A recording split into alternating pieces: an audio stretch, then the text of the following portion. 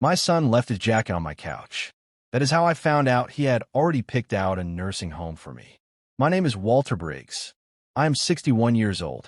I spent 32 years as a licensed electrician in Portland, Oregon.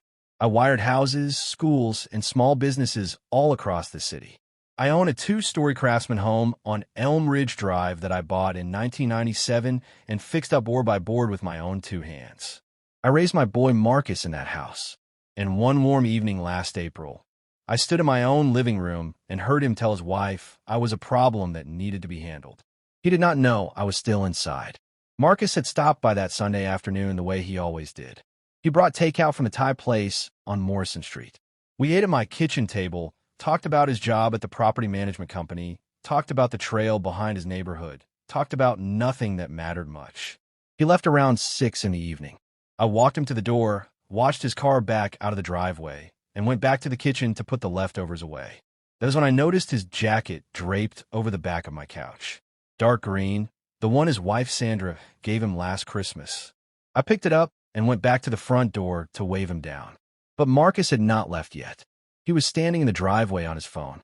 I could hear him clearly through the screen door because the evening air was still and quiet the way it gets in April before the real rain comes back. Sandra's voice was sharp and loud, even through the speaker. "Did you talk to him?" Marcus spoke low. "Not yet. I needed to feel it out first. He is not sharp the way he used to be, Sandra. He left the stove going twice this month. He missed his neighbor's phone number, even though he has known the man for 15 years. So we moved forward." Marcus paused. "The place on Burnside has an opening. It is nice enough. Assisted living, not a full care home. We list his house, cover our gap, and he is somewhere safe." I stood behind my screen door holding his jacket. Somewhere safe. I set the jacket on the porch step quietly and went back inside. I did not call out to him. I did not push open the door. I just walked to my armchair in the living room and sat down in the dark. My wife Gloria passed away 3 years ago. Ovarian cancer. She was 58. After she died, this house got so quiet I could hear the refrigerator hum from the hallway. I kept her reading lamp on her side of the bed every night because I liked the way it made the room look like she had just stepped out for a moment. I told myself I was managing fine. I told myself I was present and sharp and nowhere near done. I had just learned what my son thought about that. I went to the spare room I use as an office and sat at my desk. Did not turn the overhead light on. Just sat there in the glow from the street light coming through the blinds. Then I opened the bottom drawer where I keep the papers that matter. Folders I organized years ago because Gloria always said important things need a home or you will lose them when you need them most. She was right about everything practical. I found a folder I was looking for. 7 years ago, Marcus needed $12,000 to cover a cash gap in his business startup costs. No bank would give a 32-year-old without a track record that kind of bridge money. I had signed the paperwork and written the check before the ink was dry. He had shaken my hand in this very office and said, "Dad, you're the reason I get to try." I've been glad to do it. I've been proud right down to my shoes. But tucked inside that same folder was something else. A letter I had not looked at in months. Marcus had stayed with me for 2 weeks last winter when the pipes in his condo burst. He had used my office desk to work from home. When he left, he took his laptop and his charger, but he left a folded letter behind. I had glanced at it at the time and put it away because it did not feel right to read it. But tonight was different. I open it now. It was a statement from a private lender. Marcus had taken out a personal loan against projected rental income from a deal that had fallen apart. $22,000 outstanding. The due date had already passed. There were 2 follow-up letters paper clipped behind it with the word delinquent printed in red at the top. I sat with those papers under the streetlight for a long time, and then it all made sense. He was not just impatient. He was underwater. My house, which I had never once offered him, had become his plan without him ever asking me. The sale price would erase his debt and give him breathing room. And I would be on Burnside Avenue eating dinner in a common room at 6 o'clock every evening, out of his way. I put the papers back. I went to bed. I lay on my side of the mattress and looked at Gloria's lamp, still glowing soft and steady the way I had kept it every night since she left. She had a saying she used whenever I let someone take too much from me. She would press her palm flat against my chest and say, "Walter, A good heart is not the same thing as a welcome mat. Do not let people confuse the two. I had smiled at that every time she said it. I was not smiling now, but I was listening. First time in a long time I was really listening. I got up before the sun the next morning and made coffee and sat at the kitchen table where Marcus and I had eaten takeout just 12 hours before. Then I made a call. I drove downtown to see Patricia Holt, a real estate attorney I had used years ago when I bought a rental duplex that did not work out.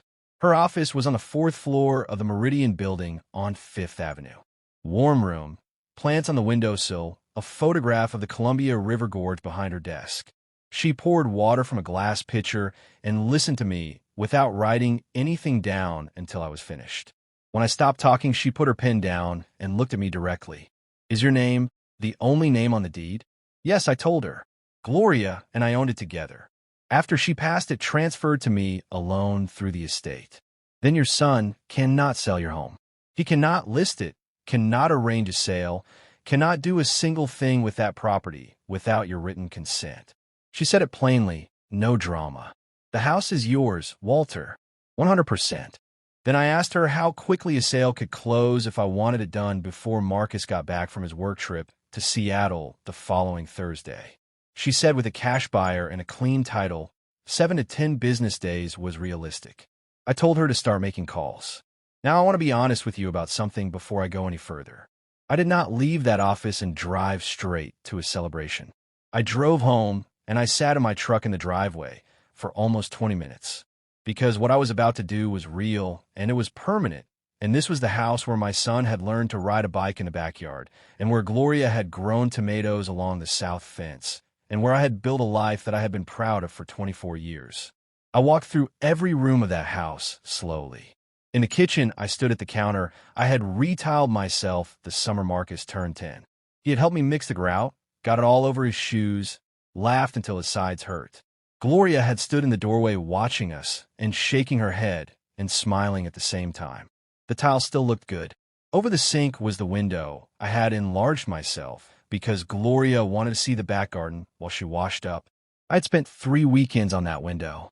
Learned to frame a rough opening from a library book because we could not afford to hire it out. She had kissed me on the cheek when it was done and said, "You always figure out how to give me what I need." I stood at that window for a while. In the living room, I sat in my armchair, the one I had been sitting in the night before when I heard my son in the driveway. The walls in that room had 4 coats of paint on them because Gloria could never quite decide on a color, and I had repainted it every time she changed her mind without complaining once. I had not changed the color since she passed. She had finally settled on a soft gray blue. She had called it the color of a good morning. I had not touched those walls in 3 years, and I was not about to start now. I ran my hand along the door frame on my way out of the room. I had built that frame to be perfectly square, and it was still perfectly square after 24 years. I was proud of that. Upstairs, I stood in the doorway of Marcus's old room. Pale yellow walls he had picked himself at 14. A shelf above the window with old model cars lined up the way he had arranged them as a boy. I had built that shelf on a Saturday morning while he sat on his bed and handed me screws one at a time, serious as a surgeon. He had been a good kid, curious about everything, always asking how things worked, always watching my hands when I was fixing something. I had thought I was teaching him patience and problem solving and how to care for what you build. I had not known he would grow up and look at what I built and see a dollar amount instead of a home. I walked in the master bedroom last. Gloria's reading lamp on, her water glass still on the nightstand, her cardigan still on the hook behind the bathroom door because I had not moved it and did not plan to. I sat on the edge of the bed and looked at her photo on the dresser. The one from our trip to the Oregon coast in 2009, both of us squinting into the sun, both of us laughing at something I cannot remember now. She looked happy in that photo. She always looked happy in photos because she was. I told the photo out loud that I was going to handle this. I do not know if that sounds strange. It did not feel strange. It felt necessary. Then I got up and made a phone call.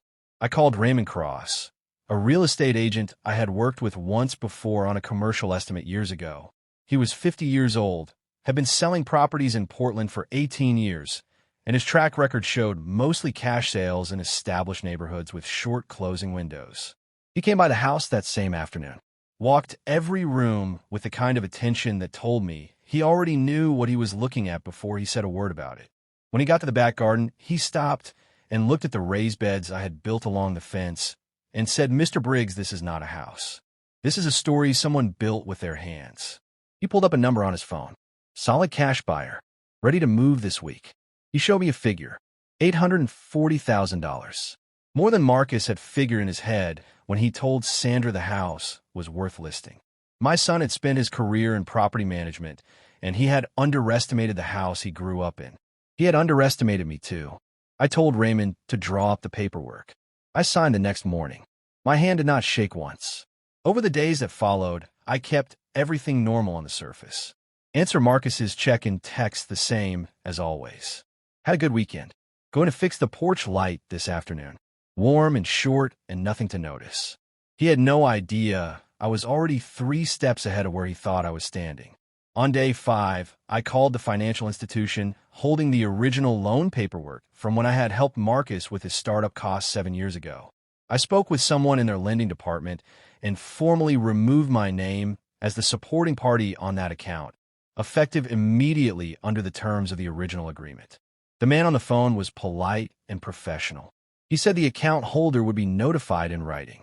I thanked him and hung up the phone and poured myself a glass of water and drank it standing at the window over the sink, the one I had framed myself from a library book. The garden outside looked the same as it always had, steady and real in mine. Day 7, I went back to Patricia Holt's office to go over the closing documents. Everything was clean. Title was clear, no outstanding claims, no complications anywhere. Patricia went through every page slowly the way she always did, and I read every line myself the way I always did because 32 years of signing work contracts taught me that no one is looking out for you the way you look out for yourself. When I put my initials on the last page, she looked up at me and asked if I was certain.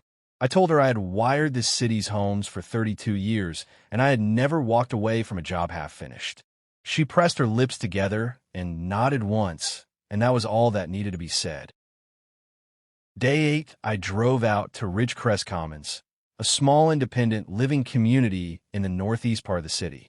Clean grounds, covered walkways, a reading room with good light, and a garden patio out back.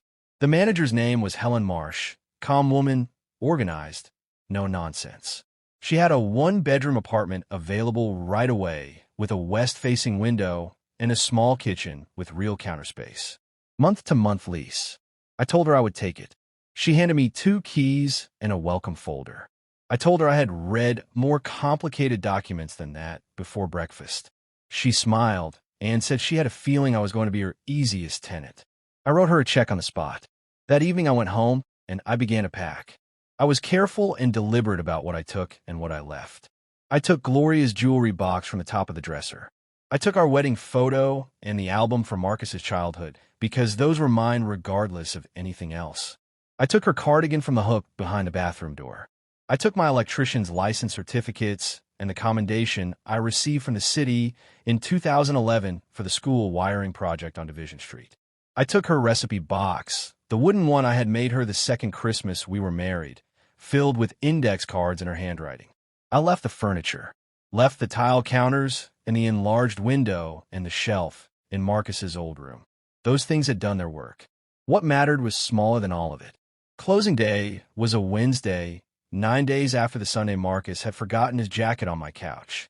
I dressed in the same gray suit I had worn to Gloria's memorial service because she had picked it out and she had said it made me look like a man who gets things right.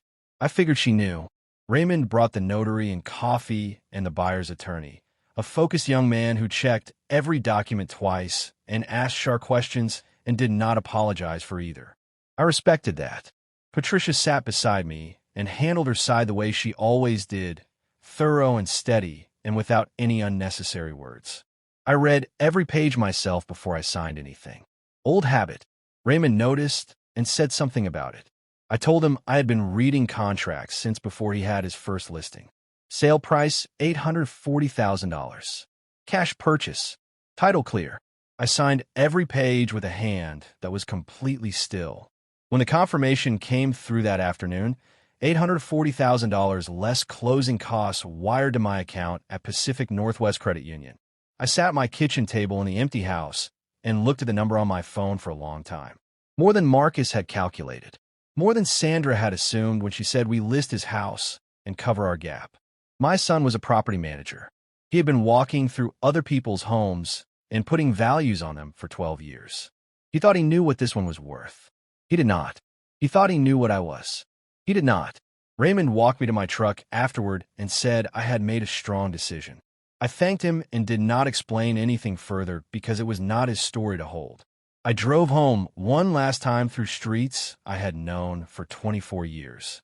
Past the elementary school on Cedar, where Marcus learned to read. Past the park on Glisson, where Gloria and I walked every Sunday until she did not have the strength anymore. I did not feel sad driving past those places. I felt clear. There was one thing left to do. I ordered the recording device that evening. Small, simple, built into the housing of a standard plug-in charger. Motion activated with audio pickup up to 20 feet. Overnight shipping. Reviews said the audio was clean and sharp. 2 days before closing, I had the locks changed. A locksmith named Dale Fern came out in the morning, took one look at the old brass deadbolts I had installed myself years ago, and said whoever did this work knew what they were doing. I told him that was me. He replaced everything, front door, back door, the side entry from the garage. New keys, no copies given out, cash transaction. The new locks had a different click than the old ones. More unfamiliar. That felt correct.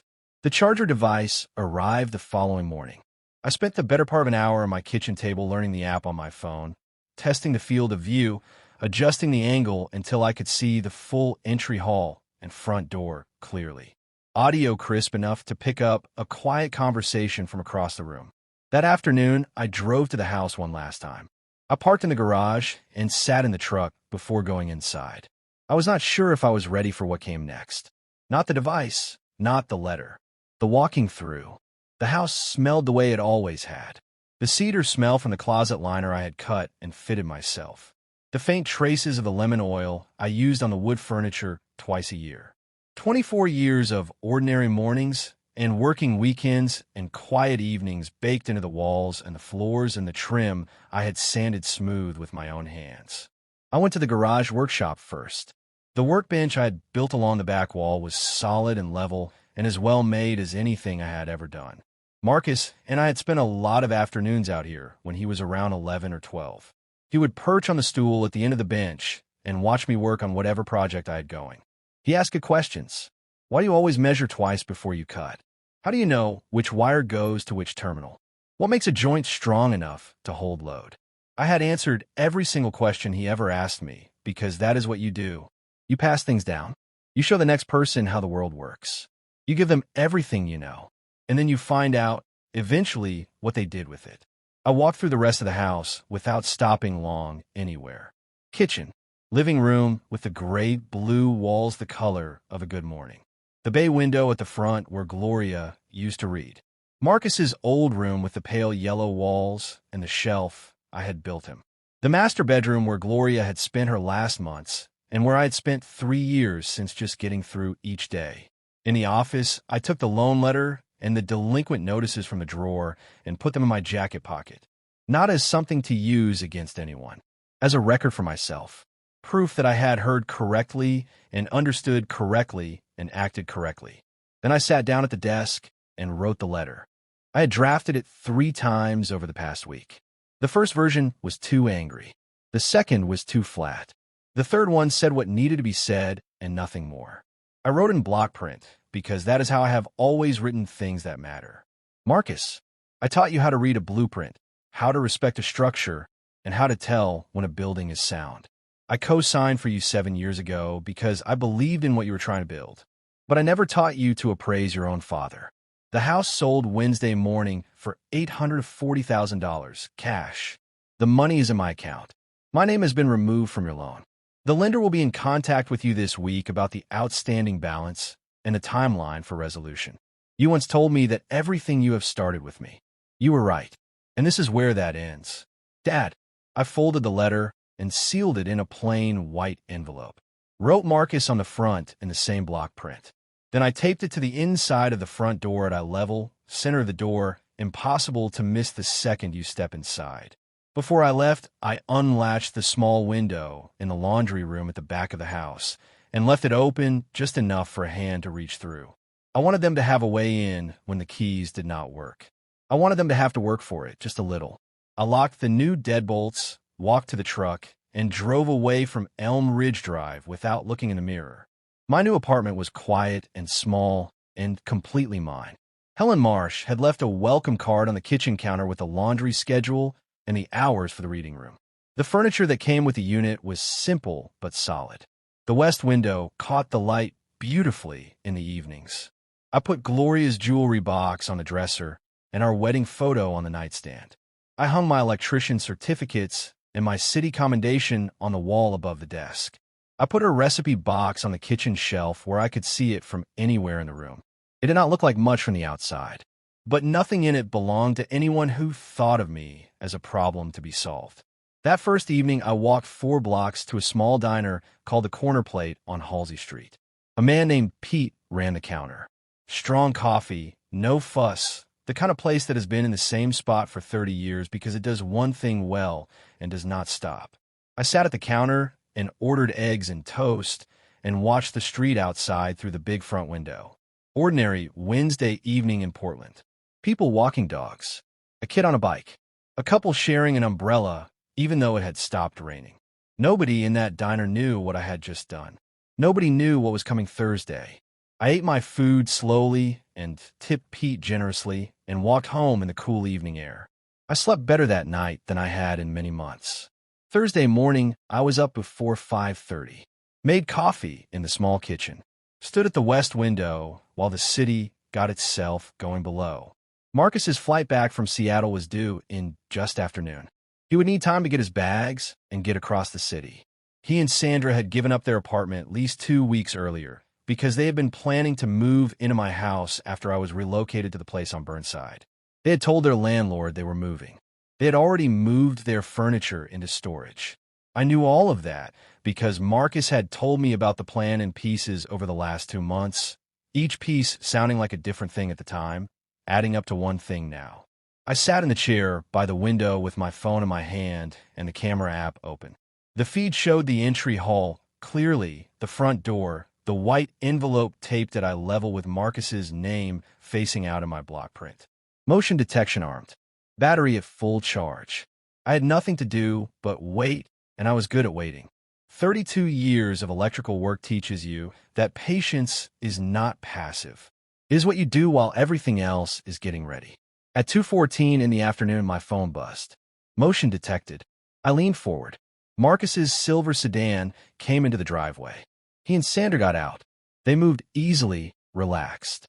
The way people move when they think they are coming home to something they already own. Sandra had a bag over one shoulder and her keys in her hand before she was halfway up the walk. She reached the front door first, found the house key on her ring, put it in the lock. It did not turn. She tried again, checking the key, tilting it slightly, trying with more pressure. Then she pulled it out and held it up and looked at it. She tried her spare. Same result. Marcus came around from the back in about 3 minutes. His face, when he came back around the corner, was different from the face he had left Seattle with that morning. Back door is locked. His voice was controlled, but I could hear it tighten through the audio. The code on the garage does not work either. Sandra stood at the front door with her arms crossed, looking at the hardware. These locks are different, she said. Marcus looked closely. New installation. This was not a locksmith issue. Someone replaced these deliberately. Sandra found the laundry window on her second pass around the house.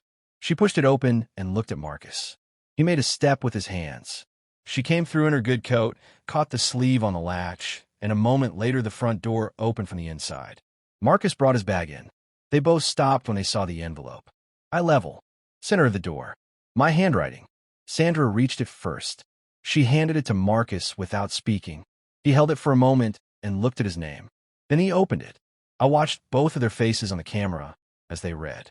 Confusion first, then the kind of stillness that comes right before something gets very serious. He sold it. Sandra's voice was quiet. $840,000. Marcus, he actually sold the house. I watched Marcus set the letter down on the side table by the door. He picked up his phone and called my number. I watched him dial it on the camera and felt it buzz in my hand at the exact same moment. I let it ring. Voicemail.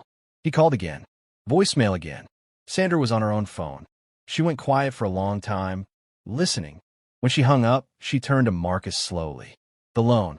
He pulled his name off. The lender already sent notice this morning. Their review process on your balance starts in 30 days. Marcus looked at the floor. How much does he know about the total exposure? Sandra's voice was flat. All of it. He knows all of it. Nolan sat down on the bottom stair. I watched him put his arms on his knees and look at the floor between his feet. He knew, he said. He knew about the private loan. Of course he knew, Sandra said. You left the statement on his desk last winter. I thought he had not seen it. Her voice was not unkind.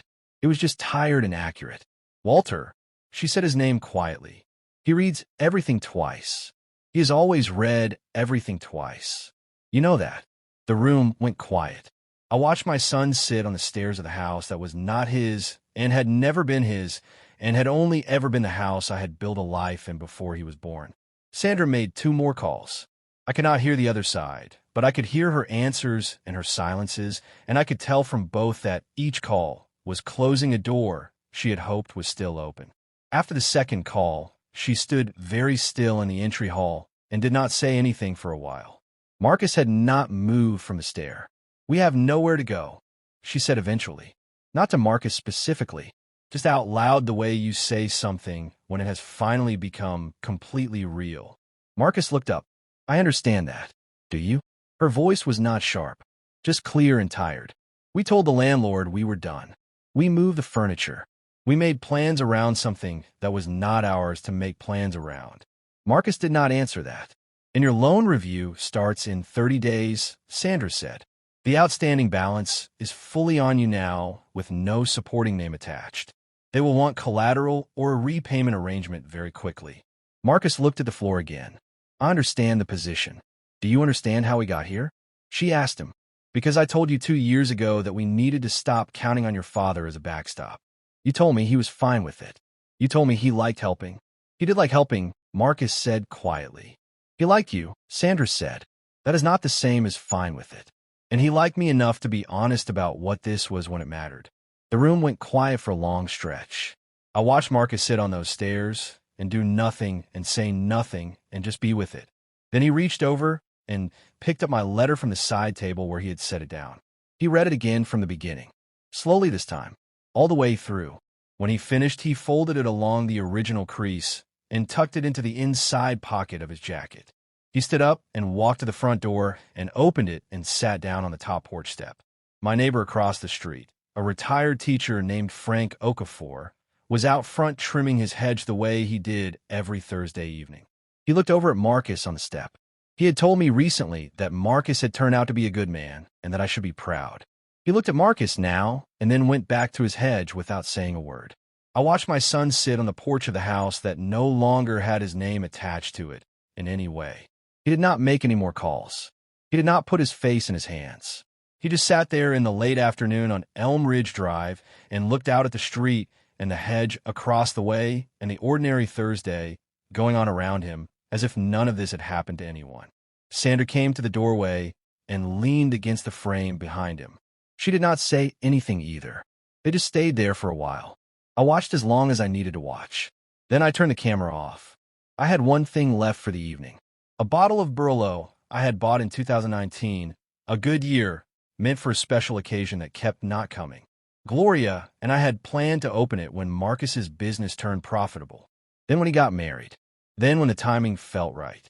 The timing never felt right, and then Gloria was gone, and the bottle sat in the rack for 3 years while I kept waiting for a reason worth opening it. Tonight, I had a reason. I pulled the cork. I poured 1 glass.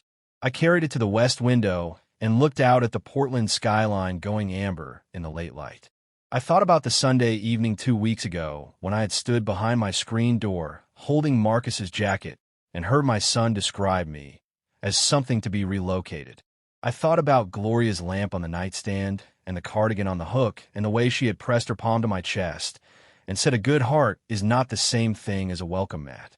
I thought about the garage workbench and the Saturdays and all the questions I had answered and all the things I had tried to give a boy who grew up and forgot where everything came from. I raised the glass toward Gloria's photo on the nightstand. I said out loud that I had listened this time. The wine was very good. The apartment was quiet and steady around me. Outside, the city moved through its Thursday evening the way cities do, without pausing for any particular story. I was 61 years old. I had $840,000 in a credit union account that no one else had access to.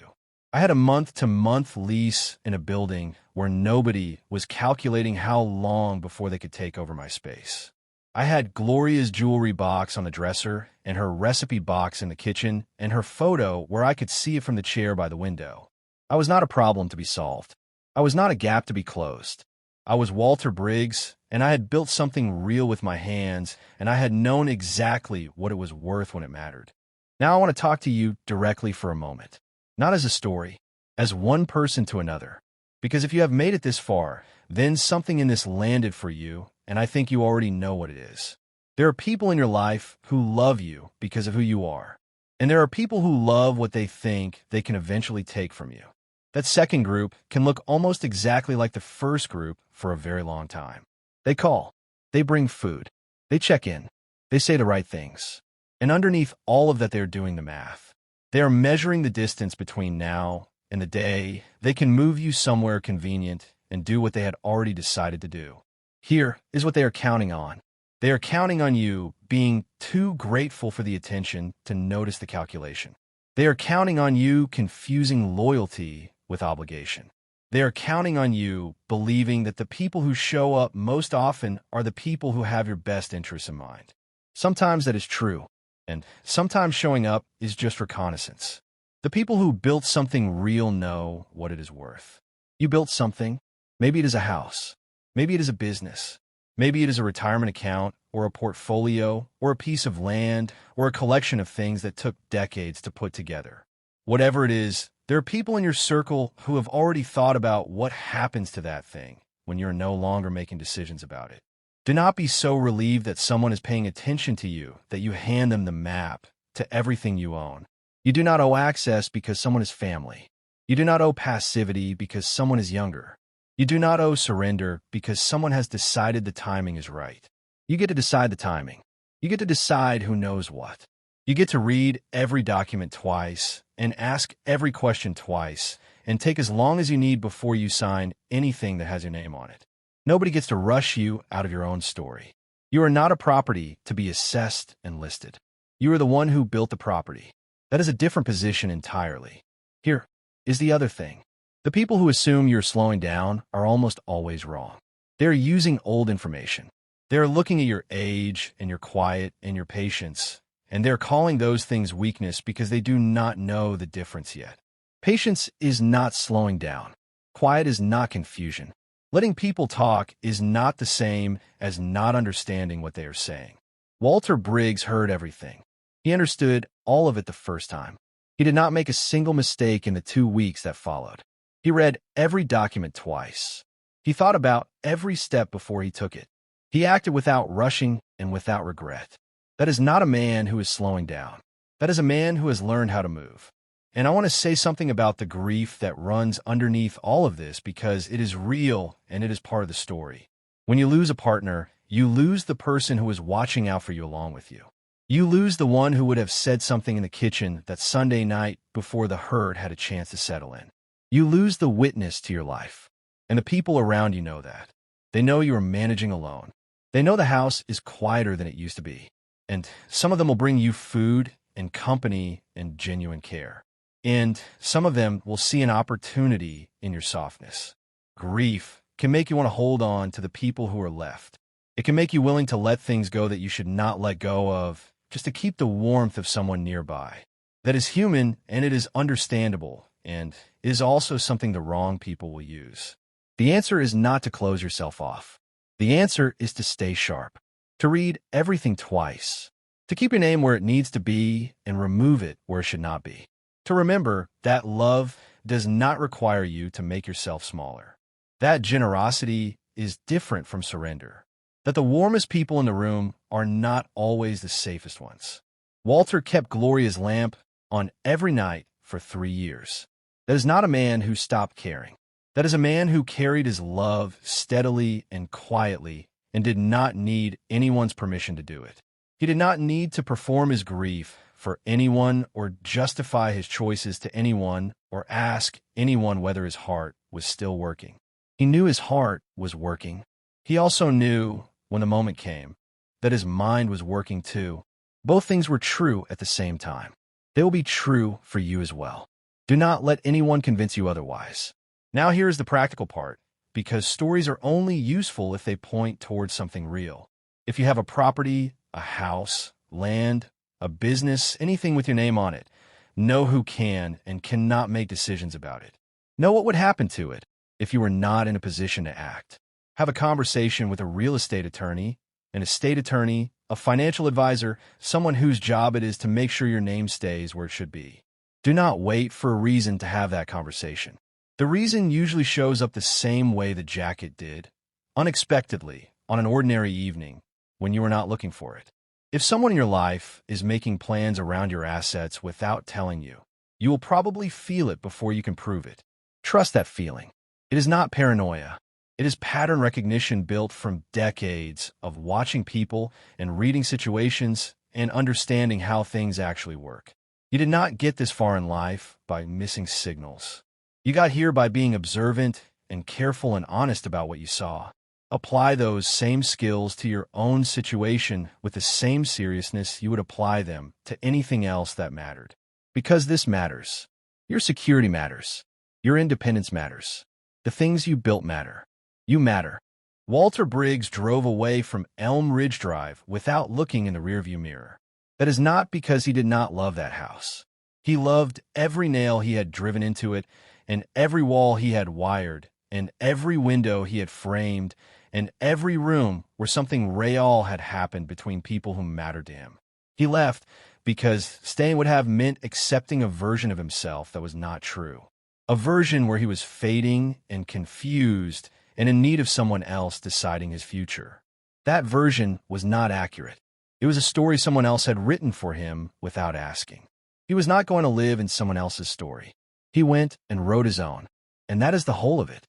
Not a story about bitterness, not a story about punishment, a story about a man who knew what he had built and refused to let it be taken from him quietly. A story about patience that looked like passivity until the moment it did not. A story about the difference between a father who gives without keeping score and a son who got so used to receiving that he forgot the giving had a person attached to it. The person was Walter. He was sharp. He was present. He was watching. And when the moment came, he moved correctly. If this story meant something to you, share it with someone who needs it. Leave a comment and tell us where you're watching from. We read every one. If you're going through something like this right now, something that sounds quieter than it looks, something you've been trying to put words to, drop it in the comments. You are not alone in it, and you're probably not wrong about what you are seeing. And if you are ready for the next story, it is already waiting for you. This is Daddy's Revenge. We will see you there.